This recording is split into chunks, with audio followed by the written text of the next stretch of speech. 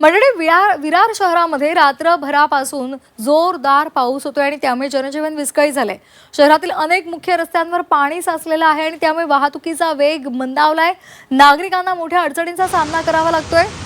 चंदनसार, कोपरी, घास कोपरी, साईनाथ नगर आणि post office या परिसरामध्ये सध्या मोठ्या प्रमाणात पाणी साचलंय।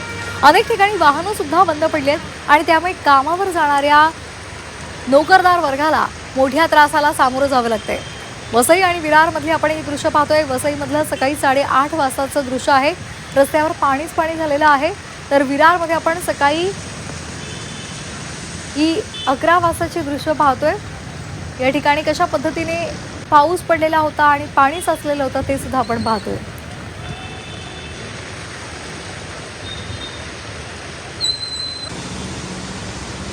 तर विरारला मुसळधार पावसाचा तडाखा बसला आणि या मुसळधार पावसामुळे जनजीवन विस्कळीत झालेलं आहे। कामावर जाणाऱ्यांना मोठा फटका यावेळी बसलाय कारण रस्त्यावर पाणीच पाणी झालंय।